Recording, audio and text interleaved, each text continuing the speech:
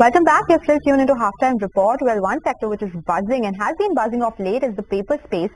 Look at some of these stocks. JK Paper, that stock is up 12%. There's Sesha Paper, West Coast Paper, all of them surging anywhere between 4.5% to 12%. And this has been the trend that we've been seeing in the month of June as well, and that continues for now. So let's try and understand what's happening with the paper industries. The stocks are buzzing in trade. Srikumar Krishnamurthy, Senior Vice President and Co-Group Head, Corporate Ratings at ICRA, is joining us now. Mr. Krishnamurthy, thank you so much for joining us on CNBC TV18. I was just going through FY24 numbers for some of these paper names. They've not done so well. Even JK Paper has seen just 3.5% growth in their top line. What's happening with the paper industry? Do you think FY25 will be better than FY24? Is there a change in demand, or is it the pricing which is working in their favor? Sure. Thanks for having me. I'll give a bit of a perspective in terms of what happened in the paper industry post-COVID. Like everyone is aware that COVID has been a tough period, more specifically for a sector like paper, where the consumption obviously falls down. Post-COVID, there has been a recovery. Here in the paper sector, we look at two subdivisions. Like one is your printing and writing paper. The other one is the packaging sector. The printing and writing paper, along with the newsprint, roughly contributes around 1/3 of the overall demand, while the balance 2/3 is largely represented by the broader packaging segment.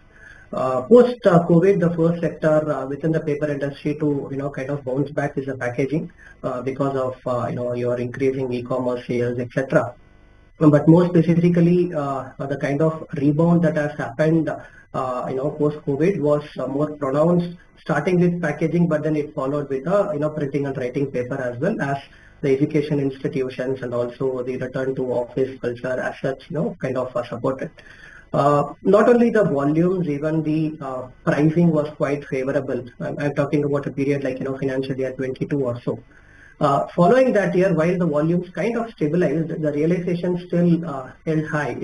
It went in double digits, and we did observe an all-time high level of pricing. So that supported a significant growth on the top line for FY23 across the paper sector, including the packaging as well as the printing and writing. Coming to FY24, more importantly, this was the period where we saw a contraction in the pricing because of 2-3 factors. Here, to some extent, the packaging sector is also influenced by the movement in raw material prices, more specifically sector like craft. So as the RM prices, because of the global slowdown in consumption, fell, it has its own demand supply inequation. So that resulted in a crash in the prices. And also we did see a good amount of increasing imports of paper into India, which were coming at a kind of an unfavorable pricing. All this resulted in a double-digit reduction in the realizations for most of the paper sector. While the volumes were either flat or we saw low single-digit growth for a few of the players. So that's why we observed in FY24 across the industry, something like -3 to -5% kind of growth for our sample set in the paper industry. This includes both printing as well as the paper segment. This year FY25, what we see is that the prices should kind of stabilize, and the volume growth should pick up as against the low single digit growth that we have seen on the volumes in FY24. We expect the overall revenue to be roughly around 6 to 9% in FY25, would be largely volume led driven kind of growth, while the prices will still remain at around the similar levels and will remain exposed to this vagaries of input price threat. All right, so let's talk about two things then that you spoke about. You said that this industry will grow 6 to 9% in volumes in FY25. What is your outlook or prognosis for the input costs for FY25? That's one. And secondly, if you could break this 6 to 9% growth down for us among the sectors of the paper industry, how much do you expect the printing guys to grow at? How much do you expect the craft paper to grow at? All right. So here again, the consumption is kind of quite varied. At a larger picture, we see that the per capita usage is still very low, roughly around 15 to 16 kgs as against a global standard of over 50 kg. So from a fundamental standpoint, the per capita usage remains low and will be supporting. Talking about PWP segment, the generic demand and also the adoption of, let's say, a policy initiative, something like your new education policy will obviously support the demand. For a packaging segment, we do see the influence of the specialized and the kind of conventional packaging that we see in sectors like something like FMCG, healthcare, and other pharma sectors. All these are kind of supporting the demand growth. While we are expecting the volume growth to be higher for the packaging segment as compared to the printing segment, largely the fact is that the trade activities always will be supporting the growth over there. From a realization standpoint, while we say that it is likely to remain range bound, this largely comes from the fact that the threat of imports is very much there. Between segments, one will have to see. PWP segment has its own demand supply dynamics. Irrespective of the movement in prices, to some extent the players have a relatively higher organized share and they are able to kind of command a premium. But when it comes to the packaging, that kind of thing is not there. So it's largely influenced by the movement in RM prices. Here again, should the global consumption improve, that's when possibly one would see an improvement in the raw material prices. But till that point of time, we expect it to remain a bit subdued. Okay.